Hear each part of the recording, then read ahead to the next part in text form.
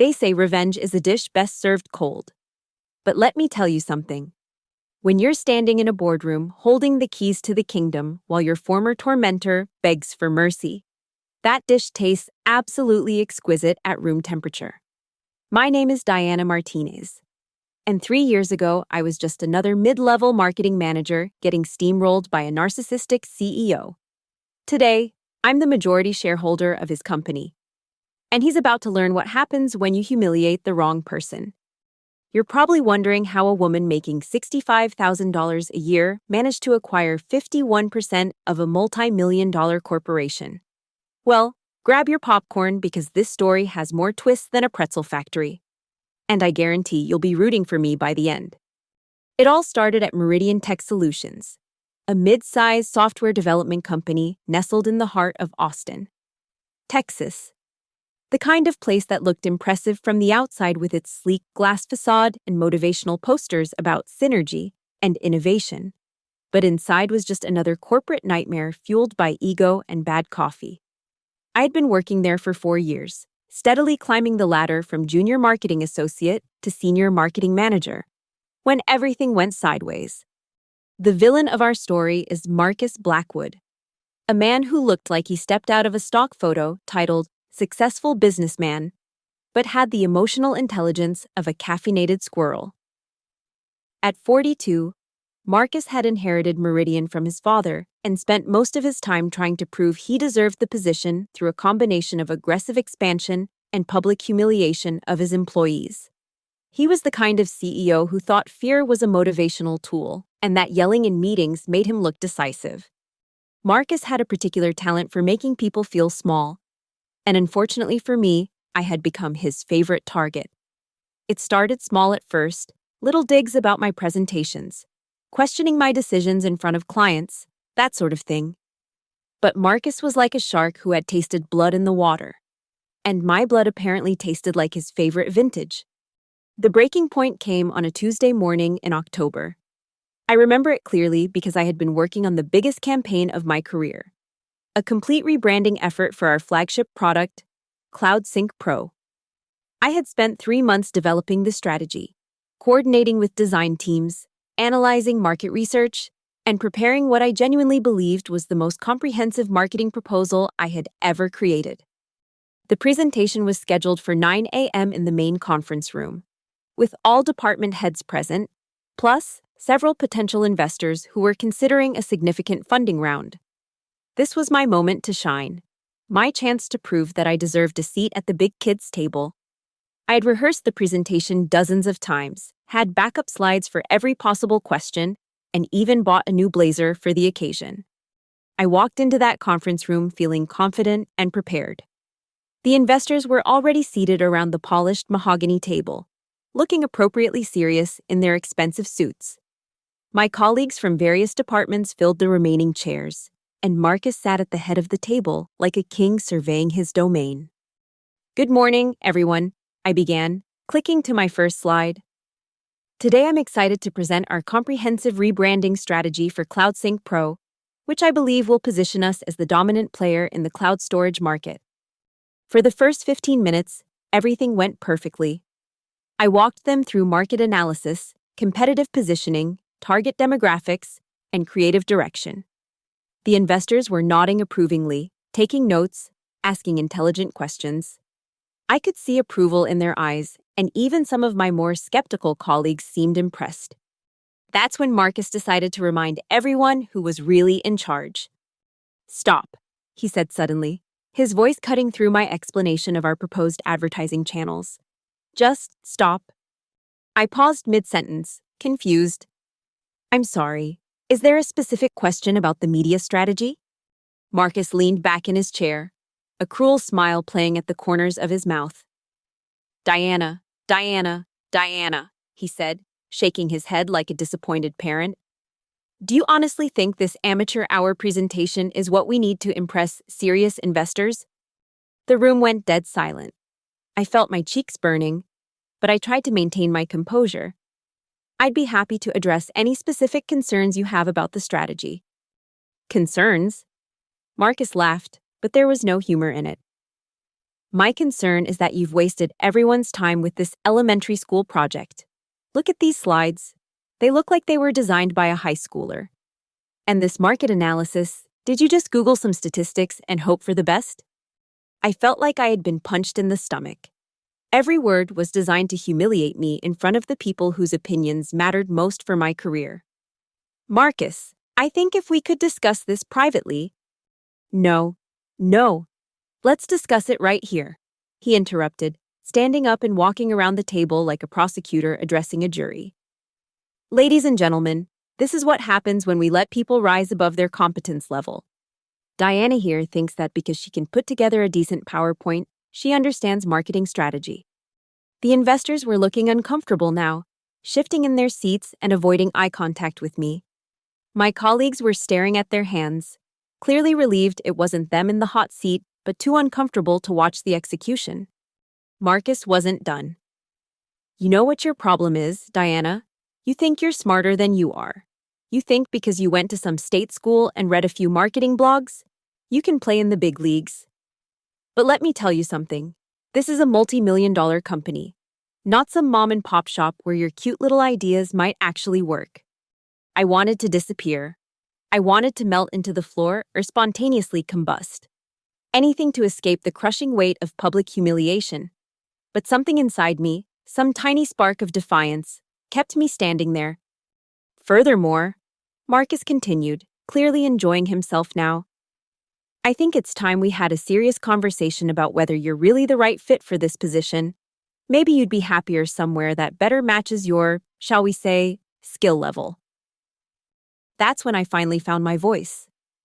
Marcus, I've been with this company for 4 years, and my campaigns have consistently exceeded performance targets.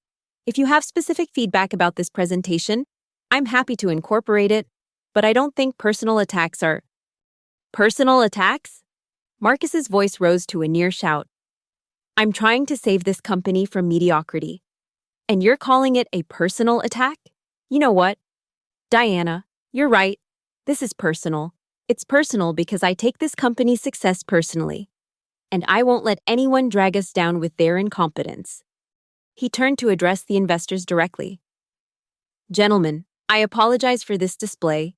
This is exactly the kind of dead weight we'll be eliminating as we streamline our operations for growth. Diana, please leave. We'll continue this meeting with people who actually understand what they're doing. I gathered my materials with as much dignity as I could muster.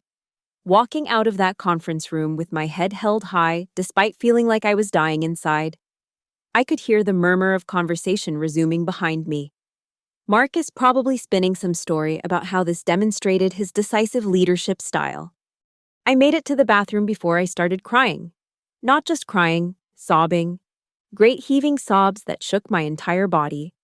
4 years of my life. Countless overtime hours, missed family dinners, postponed vacations, all for what? To be humiliated in front of the people who could make or break my career? But as I stood there looking at myself in the mirror, red-eyed and disheveled, something strange happened. The sadness began to transform into something else. Something harder, sharper, more focused. Anger? No, that wasn't quite right. This was something more purposeful than anger. This was resolve. I dried my eyes, fixed my makeup, and walked back to my office. I had work to do. The first thing I did was update my LinkedIn profile. Not to find a new job, not yet anyway, but to start building connections. I began reaching out to former colleagues, industry contacts, anyone who might have insights into Meridian's business operations. You see, Marcus had made a crucial mistake in his little performance. He had assumed I was just another employee he could bully into submission. What he didn't realize was that I had been paying attention, really paying attention, to how this company operated. Over the next few weeks, I began to piece together a picture of Meridian's financial situation that was far more precarious than anyone realized.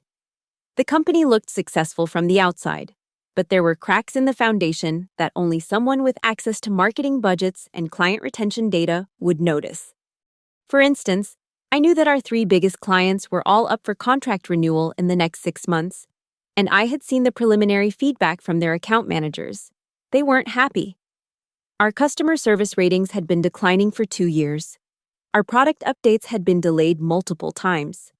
And our pricing was becoming less competitive as smaller, more agile companies entered the market.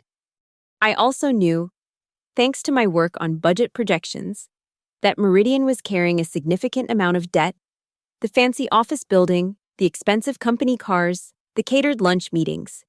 It all looked impressive, but it was financed through a complex web of loans and credit lines that required consistent revenue growth to maintain. Most importantly, I knew about the Henderson account. Henderson Industries was our biggest client, representing nearly 30% of our annual revenue. Their 3-year contract was coming up for renewal in December, and I had been working closely with their marketing team on integration strategies. What Marcus didn't know was that Henderson's new CTO had been asking a lot of pointed questions about our long-term viability, and their latest internal review had flagged several concerns about our service quality. I made a decision that would have seemed insane to the Diana who walked into that conference room 3 weeks earlier. Instead of looking for a new job, I was going to destroy Marcus Blackwood and take his company, not through sabotage or corporate espionage, but through good old-fashioned capitalism and strategic thinking. The plan started with a phone call to my uncle Roberto, who happened to be a successful entrepreneur in his own right.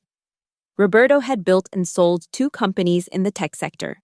And more importantly, he had connections with investment groups that specialized in acquiring undervalued technology companies. "Mihi," he said when I explained the situation, "this sounds like a very expensive way to get revenge. Are you sure you've thought this through?" "Uncle Roberto, I'm not looking for revenge." I lied smoothly. "I'm looking for an opportunity. This company is undervalued and poorly managed. With the right investment and leadership, it could be incredibly profitable." I spent the next hour walking him through my analysis of Meridian's market position, financial vulnerabilities, and growth potential. By the end of the call, Roberto was intrigued enough to set up a meeting with his partners at Apex Investment Group. Apex specialized in what they called strategic acquisitions of mid-market technology companies.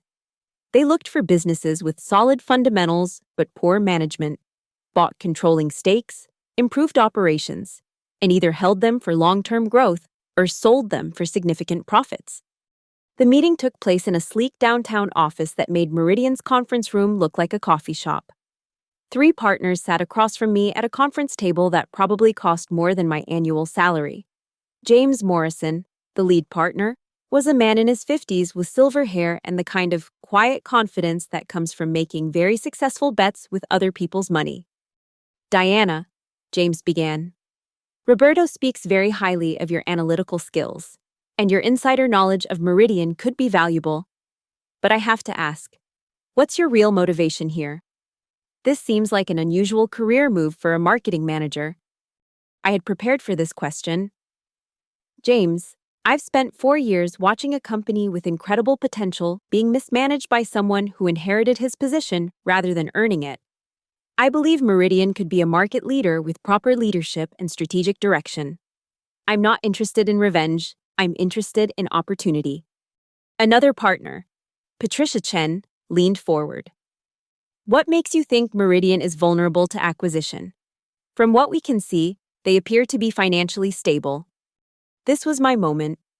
I opened my laptop and began walking them through the analysis I had been developing: client retention rates, competitive positioning, debt-to-revenue ratios, upcoming contract renewals, market share trends. I had data on everything, and I presented it with the same confidence I had felt in that conference room before Marcus destroyed me. "The company is living on borrowed time," I concluded. "They're losing market share to more innovative competitors, their largest clients are questioning their value proposition, and their debt structure requires consistent growth that they're not achieving. Most importantly, their leadership is reactive rather than strategic. They're fighting yesterday's war while the market moves on without them." The room was quiet for a long moment. Then James smiled. "That's a compelling analysis. What exactly are you proposing?" "I think Apex should acquire a controlling stake in Meridian Tech Solutions. I believe we can do it for significantly less than the company's stated value. And with proper management, we could triple that investment within 2 years. And your role in this acquisition would be? I want to be part of the investment team, and I want to lead the company post-acquisition. I know this business better than anyone. I understand the market dynamics, and I have relationships with the key clients. Most importantly, I'm hungry for success in a way that Marcus Blackwood has never been. Patricia looked skeptical. No offense, Diana, but you're a marketing manager, not a CEO. Running a company is considerably different from analyzing one. You're absolutely right. I agreed. But Marcus Blackwood inherited his position from his father and has been coasting on the company's established reputation ever since. I may not have CEO experience, but I have something more valuable. I understand how to build value rather than just extract it. The meeting lasted another hour, with the partners asking detailed questions about market conditions, competitor analysis, and potential acquisition strategies. By the end, they agreed to conduct their own due diligence on Meridian, with me serving as a consultant to help them understand the business from the inside. Over the next month, I lived a double life that would have made any spy proud. During the day, I continued my regular duties at Meridian, attending meetings, managing campaigns, and pretending that nothing had changed. Marcus continued his pattern of casual cruelty, making snide comments about my work and generally treating me like an incompetent subordinate who was lucky to have a job. But in the evenings and weekends, I was working with Apex to build a comprehensive acquisition strategy. We analyzed every aspect of Meridian's business, from their technology stack to their employee retention rates. We modeled different scenarios for growth and profitability.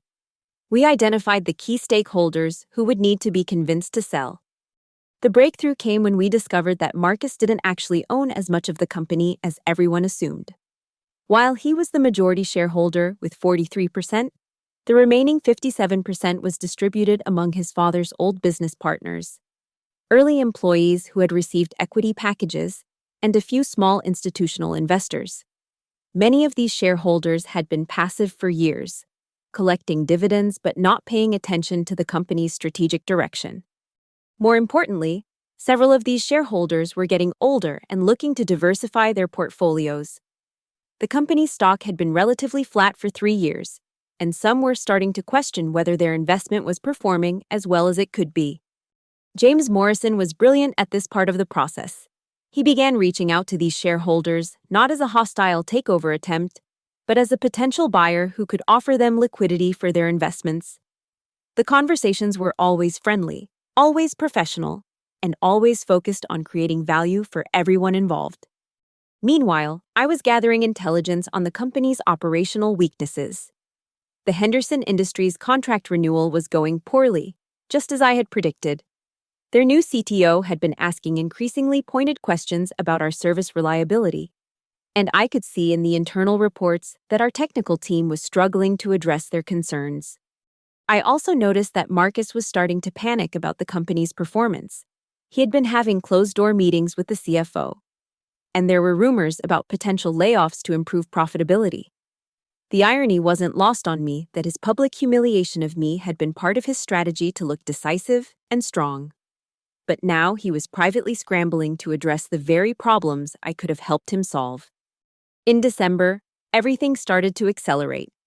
Henderson Industries officially declined to renew their contract, citing concerns about service quality and strategic direction. The loss of 30% of annual revenue sent shockwaves through the company, and Marcus called an emergency all-hands meeting to address the situation. I sat in the back of the room, watching him try to spin the loss as an opportunity to focus on higher-value clients. He talked about strategic restructuring and operational efficiency, but everyone could see the panic in his eyes. The stock price had dropped 15% in the week since the Henderson announcement, and there were whispers that other clients might follow suit. I want everyone to know that Meridian Tech Solutions is stronger than ever, Marcus declared, his voice carrying just a hint of desperation. We're going to use this transition as an opportunity to refocus on our core competencies and pursue more profitable client relationships. After the meeting, I overheard conversations between employees about updating their resumes and reaching out to recruiters. The smart ones could see the writing on the wall. Marcus had built a house of cards, and one of the key cards had just been removed. That evening, James Morrison called me with news that made my heart race. Diana, we've been in discussions with several of the minority shareholders, and we have enough commitments to make an offer. Are you ready to move forward? What kind of offer? We're prepared to make a bid for 51% of the company at $12 per share. That's actually above the current market price, but it represents a significant discount from where the stock was trading 6 months ago. Most of the shareholders we've spoken to are interested in taking liquidity rather than riding out the uncertainty. I did the math quickly in my head. $12 per share for 51% would cost Apex approximately $8 million. It was a substantial investment, but given the company's potential, it was actually quite reasonable. And my role in this?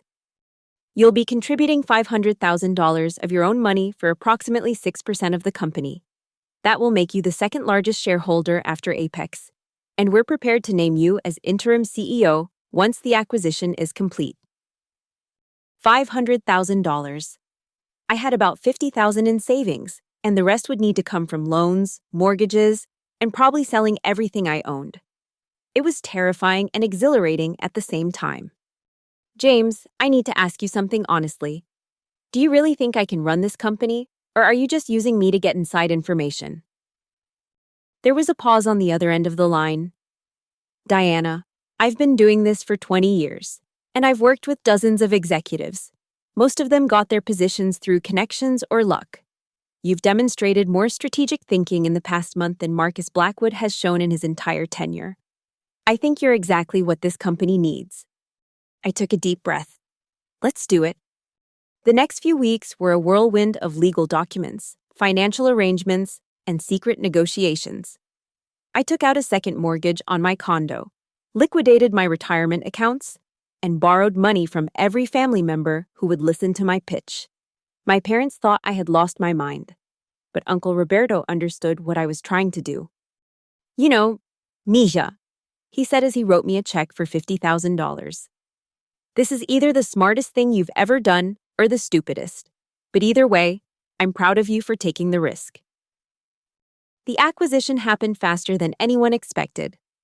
By the end of January, Apex had secured commitments from enough shareholders to take control of the company. The news broke on a Thursday morning, with a press release announcing that Apex Investment Group had acquired a majority stake in Meridian Tech Solutions and would be making changes to the leadership team.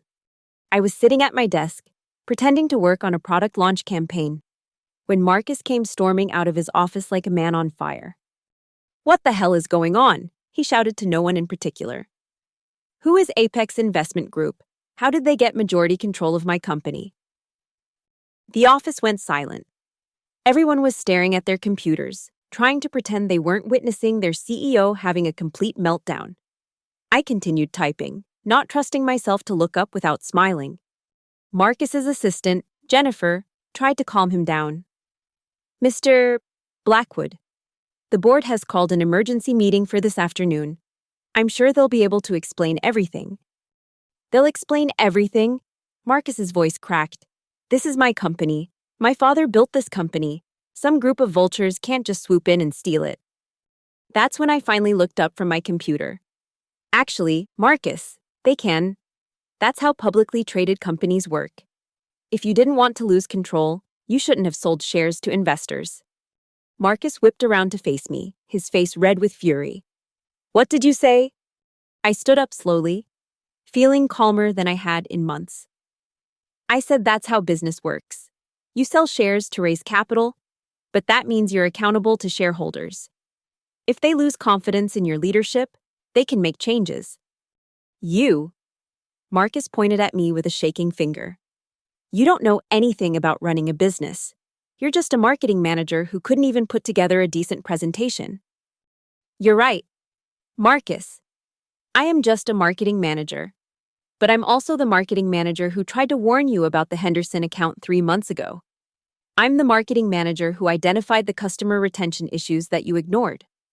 And I'm the marketing manager who put together the analysis that convinced Apex Investment Group that this company was worth acquiring. The color drained from Marcus's face. What are you talking about? I'm talking about the fact that I've been consulting with Apex for the past 2 months, helping them understand why Meridian Tech Solutions was such an attractive acquisition target. I'm talking about the fact that I provided them with detailed analysis of our market position, our competitive vulnerabilities, and our financial exposure. I'm talking about the fact that I convinced them to invest $8 million in a company that was being run into the ground by an incompetent CEO. Marcus looked like he had been hit by a truck. You? You're behind this? I'm behind the analysis that made it possible. But Marcus, you're the one who made it necessary. You're the one who humiliated me in front of investors. You're the one who told me I wasn't smart enough to play in the big leagues. You're the one who created an opportunity for someone else to recognize the value that you were too arrogant to see. By now, the entire office was listening to our conversation. People were pretending to work, but everyone was hanging on every word. This was better than any soap opera. Marcus took a step toward me, his hands clenched into fists. You backstabbing little... I wouldn't finish that sentence if I were you, I interrupted calmly. Because as of this morning, I'm your boss. What? I reached into my desk drawer and pulled out a folder of documents. Marcus, I'd like you to meet Diana Martinez, the new CEO of Meridian Tech Solutions, effective immediately. You're being replaced as Chief Executive Officer. The board has voted unanimously to accept your resignation. I handed him the termination letter that James Morrison had drafted. Marcus stared at it like it was written in a foreign language. This is impossible, he whispered. This is my company. Actually, it's not. It's a publicly traded company, and the majority shareholders have decided that new leadership is needed. You're welcome to retain your equity position, of course, but your services as CEO are no longer required.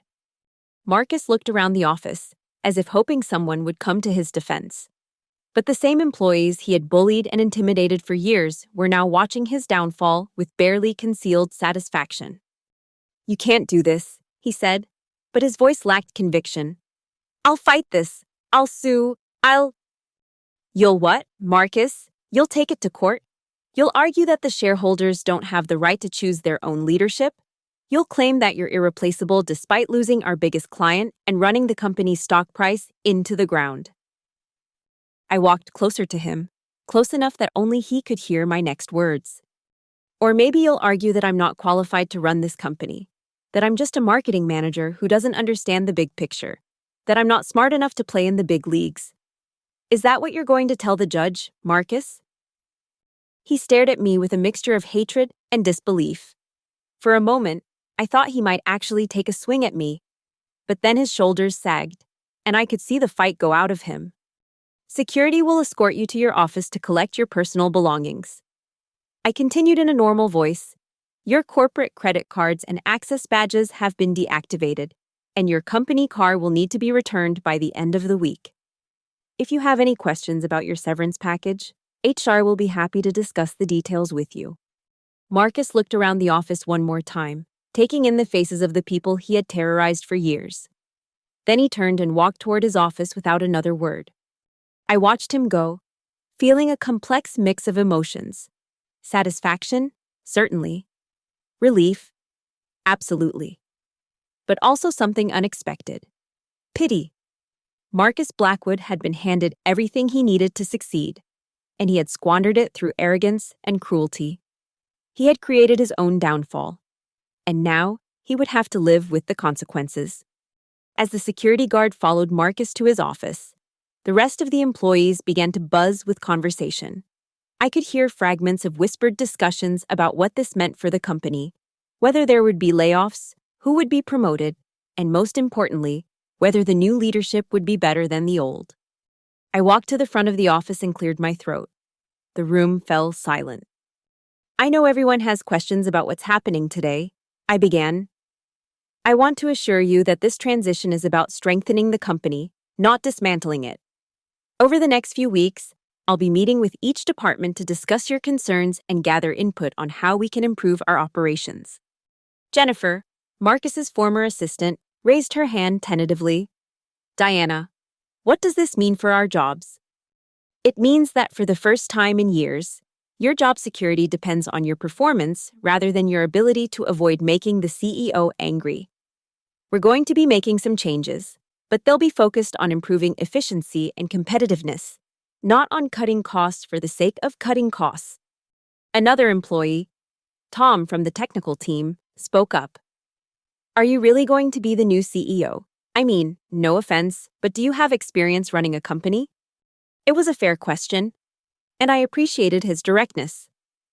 Tom, you're absolutely right to ask. I don't have traditional CEO experience, but I do have something that I think is more valuable. I understand this business from the ground up. I know our clients, I know our competitors, and I know our capabilities. Most importantly, I know what we've been doing wrong and how we can fix it. Over the next hour, I answered questions, addressed concerns, and began to outline my vision for the company's future. It felt surreal to be standing there as the CEO of a company where I had been just another employee that morning. But it also felt right, like something that had been inevitable all along. The real work began the next day. James Morrison and the other Apex partners flew in from New York to help with the transition. And we spent the weekend developing a comprehensive plan for the company's restructuring. The first priority was addressing the client retention issues that had cost us the Henderson account. I assembled a team of our best technical and customer service people and tasked them with conducting a comprehensive review of our service delivery processes. We identified dozens of small problems that had been accumulating over time, creating frustration for clients and damaging our reputation. The second priority was rebuilding our competitive position. The cloud storage market had evolved significantly over the past 2 years, with new players offering more flexible pricing and better integration capabilities. We needed to modernize our product offerings and develop a more aggressive go-to-market strategy. The third priority was fixing our company culture. Years of fear-based management had created an environment where people were afraid to take risks, share ideas, or challenge the status quo. We needed to create a culture of innovation and collaboration if we were going to compete with more agile companies. Within the first month, we had made significant progress on all 3 fronts. We launched a client recovery program that won back 2 of the smaller accounts we had lost, and we were in active negotiations with 3 new prospects. We began development on CloudSync Pro 2.0, which would include features that our clients had been requesting for years. And we restructured the organization to eliminate unnecessary layers of management and give more autonomy to individual contributors. The financial results were encouraging. By the end of the second quarter, we had not only stopped the revenue decline, but had actually grown the business by 8% compared to the previous year. Our client satisfaction scores improved dramatically, and we were starting to win competitive deals against companies that had been eating our lunch. But the real vindication came 6 months after the acquisition, when we received a call from Henderson Industries. Diana, their CTO, said, "We've been watching your progress since the leadership change, and we're impressed with what we're seeing. We'd like to discuss the possibility of renewing our contract." I had to suppress a smile as I scheduled the meeting. The same account that Marcus had lost through his arrogance and mismanagement was now interested in coming back because of the changes we had implemented. The Henderson renewal meeting took place in the same conference room where Marcus had humiliated me 9 months earlier. This time, I was sitting at the head of the table, leading the discussion about how Meridian could better serve their needs. "We've made significant investments in our service delivery capabilities," I explained, walking through the improvements we had made. "We've also expanded our technical team and implemented new quality assurance processes. Most importantly, we've changed our approach to client relationships from transactional to strategic." The Henderson team was impressed. They renewed their contract for 3 years, with expanded services that would increase their annual value by 40%. It was the largest deal in the company's history. As I walked back to my office after the meeting, I passed the conference room where Marcus had destroyed my confidence and nearly ended my career. I paused for a moment, remembering how small and humiliated I had felt that day. Then I smiled and kept walking. The best part wasn't just that I had succeeded, it was that I had succeeded by doing everything Marcus had claimed I couldn't do. I had developed strategic thinking, I had demonstrated leadership, and I had proven that I could indeed play in the big leagues. The difference was that I had done it through competence and hard work rather than inherited privilege and bullying. A year after the acquisition, Meridian Tech Solutions was a completely different company. We had grown revenue by 35%, expanded our client base, launched 3 new products, and been recognized as one of the fastest-growing companies in the Austin tech scene. The stock price had more than doubled, making the Apex investment one of their most successful deals. I was sitting in my office, reviewing the quarterly results, when my assistant knocked on the door. "Diana, there's someone here to see you. He says he's a former employee." I looked up to see Marcus Blackwood standing in my doorway. He looked different, thinner, older, less confident. The expensive suit had been replaced by khakis and a polo shirt, and his hair was showing gray at the temples. "Hello, Marcus," I said calmly. "Please, come in." He sat down across from my desk, looking uncomfortable and uncertain. For a long moment, neither of us spoke. I heard about the Henderson renewal. He finally said, "Congratulations." "Thank you." "I also heard about the stock price. Looks like your investors are doing well." "We all are." Another silence. Marcus fidgeted with his hands, clearly struggling with whatever he had come to say. "Diana, I owe you an apology." I leaned back in my chair, studying his face. "Go on." "What I did to you in that meeting, the way I treated you, it was wrong. I was threatened by your competence, and I handled it poorly. I convinced myself that you were the problem, but the truth is, I was the problem." "Yes, you were." Marcus winced but continued. "I've had a lot of time to think about what went wrong, and I realize now that I was so focused on protecting my position that I couldn't see what was best for the company. You were trying to help, and I punished you for it. Marcus, I appreciate the apology, but I have to ask, what do you want?" He looked down at his hands. "I've been having trouble finding another position. Every company I talk to wants to know why I left Meridian. And the story always comes back to the acquisition. People in the industry know that I lost control of my own company. And I was hoping you might be willing to provide a reference. Nothing dishonest, just confirmation that I have experience running a tech company." I stared at him for a long moment, considering my response. A year ago, I would have thrown him out of my office. 6 months ago, I might have lectured him about karma and consequences. But sitting there, looking at this broken man who had once held so much power over my life, I felt something unexpected: compassion. "Marcus, I can't give you a positive reference because I don't think you're a good leader, but I can tell you what I think you need to do if you want to rebuild your career." He looked up hopefully. "You need to start over. Not as a CEO, not as a senior executive, but as someone who's willing to learn from the ground up. You need to work for someone else. Learn how to be a good employee before you try to be a boss again. You need to develop some humility and some empathy, and you need to prove that you can create value rather than just extract it." Marcus nodded slowly. "You're probably right." "I know I'm right. And Marcus, if you're serious about changing, if you're willing to do the work to become a better person and a better leader, then maybe someday we can have a different conversation. But that's going to be up to you." He stood up and extended his hand. "Thank you for seeing me, Diana, and congratulations on your success. You've earned it." I shook his hand and watched him leave. As the door closed behind him, I felt a sense of closure that I hadn't expected. The revenge was complete, but it had evolved into something more meaningful than simple retribution. It had become a story of transformation, both for me and for the company. 2 years later, Meridian Tech Solutions was acquired by a Fortune 500 company for $42 million. As the majority shareholder, my stake was worth nearly $21 million.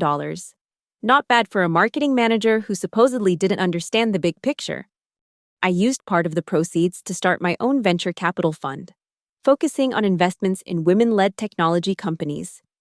The fund's mission statement reads, "Investing in leaders who create value through competence, not connections." I think Marcus would appreciate the irony. But the real satisfaction came from something much simpler. A few months after the acquisition, I received a LinkedIn message from a young marketing associate at a different company. She had heard about my story through industry connections and wanted to share her own experience with a bullying boss. Diana, she wrote, I know this might sound silly, but your story gave me the courage to stand up for myself. I'm not in a position to buy my boss's company, but I realize that I don't have to accept being treated badly just because someone has a fancy title. I found a new job where my ideas are valued, and I wanted to thank you for showing me that it's possible to fight back. That message meant more to me than any financial return or business accolade. Because at the end of the day, this wasn't really about revenge or money or even business success. It was about refusing to let someone else define your worth. About believing in your own capabilities even when everyone around you suggests you're not enough. Marcus Blackwood taught me an invaluable lesson, though probably not the one he intended. He taught me that power without competence is just bullying, that fear is not an effective long-term strategy, and that the people you step on during your climb to the top might be the same people who determine how far you fall. He also taught me something about myself. I learned that I was stronger than I thought, smarter than I had been given credit for, and more capable than anyone, including myself, had imagined. Most importantly, I learned that the best revenge isn't destruction. It's demonstration. I didn't need to destroy Marcus to prove my worth. I just needed to succeed where he had failed. Today, when young professionals ask me for career advice, I tell them this. Your value is not determined by how others treat you. It's demonstrated by how you respond to that treatment. You can choose to be diminished by other people's cruelty, or you can choose to use it as fuel for your own transformation.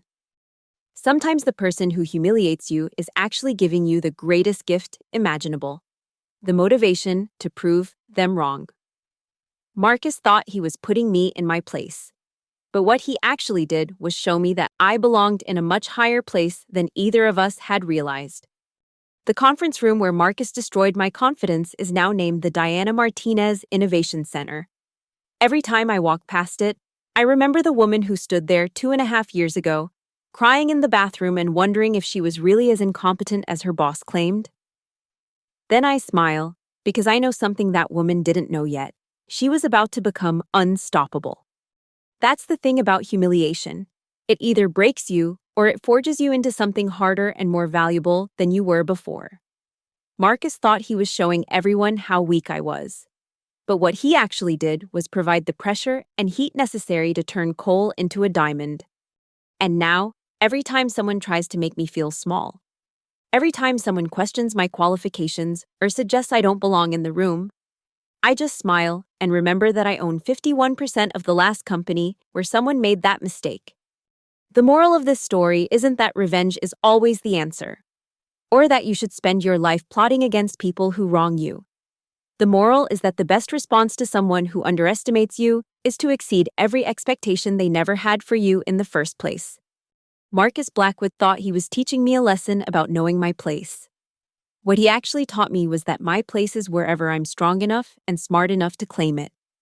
And as it turned out, that place was sitting behind the CEO's desk of his company, deciding his future instead of letting him decide mine.